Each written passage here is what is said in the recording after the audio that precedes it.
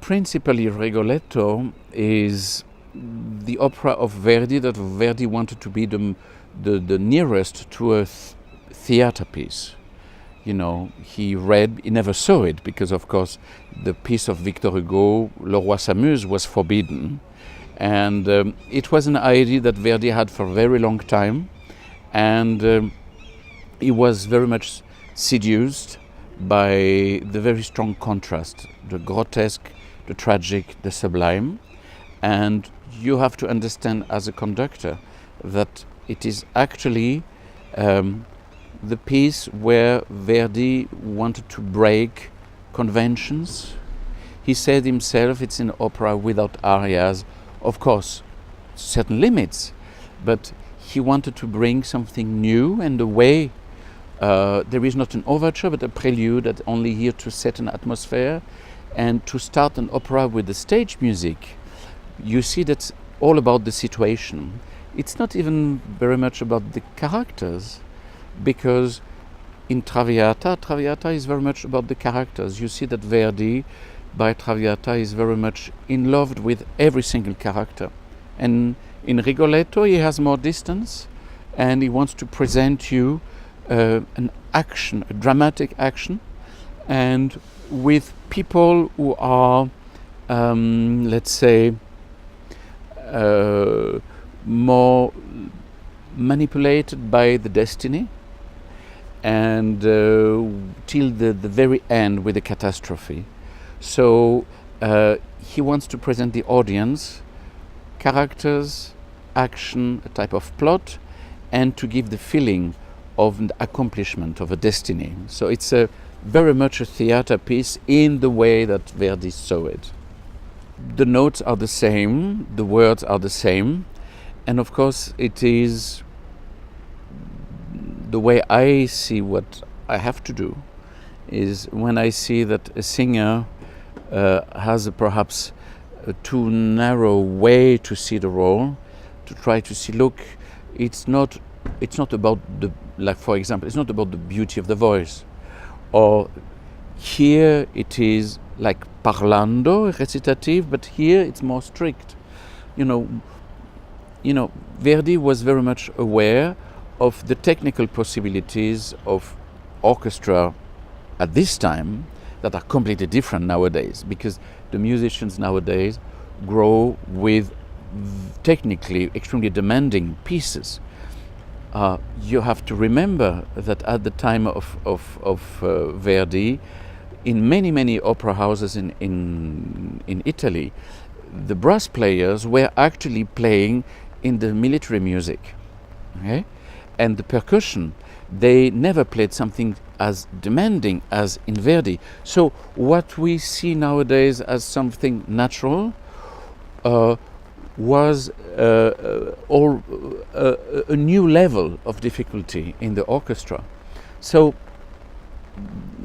I explained to the soloists, to the singers, that Verdi had only few elements to create something.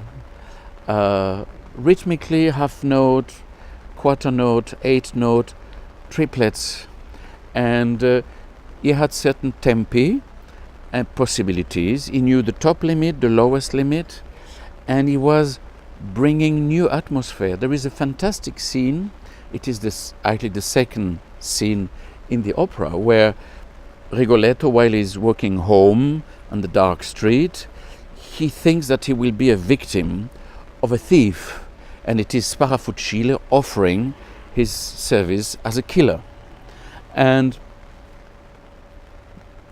I know that Verdi, when he was getting the text from the librettist, he was staying during hours in his working studio, and he was reciting the text.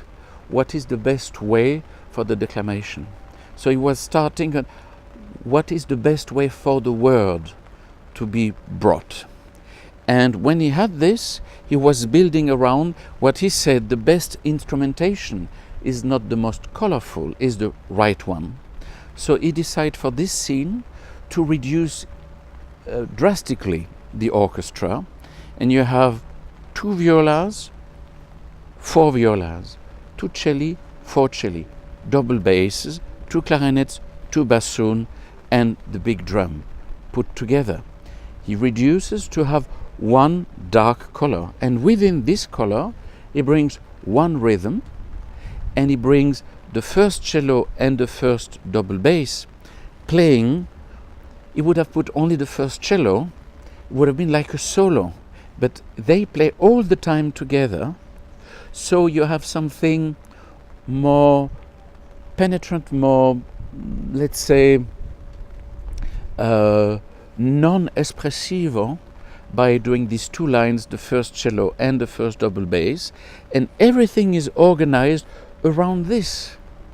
So you hear this as a enclosed musical form, with a start, with a middle, with an end, with the right color, and he organized the dialogue on the stage so it fits together. And as a conductor, you have to identify why Verdi wrote this and not this. And then when you rehearse with the singers, you have to bring their attention why Verdi wrote here recitativo. Of course, the rhythm has to be right, but to give more flexibility, and then suddenly 2 bars are exactly in tempo. He used a minimum of elements to have a maximum of effect. And Rigoletto is very much about this, because you don't have so many places in Rigoletto where you simply go with the melody. You know, even the famous aria of Gilda is not about the melody, it's about the phrasing, it's about the atmosphere.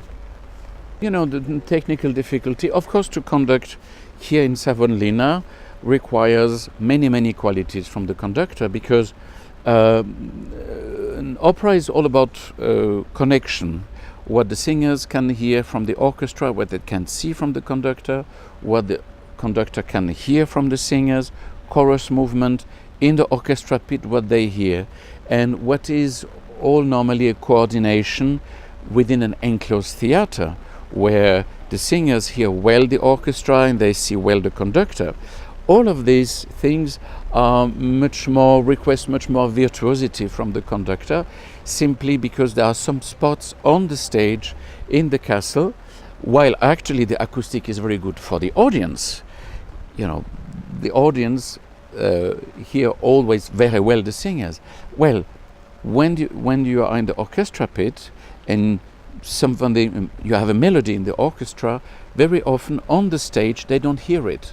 So it's all about the conductor to bring all these elements together and to create an atmosphere of security and comfort, really, in the performance. And knowing that it is a place where singers on the stage, in the moment when they sing, they don't hear the orchestra anymore. And very often they don't see the conductor anymore. So it's very much adjusting, and this adaptability is a type of virtuosity for the conductor, and I really love always this challenge here at the castle. It always great joy to do it.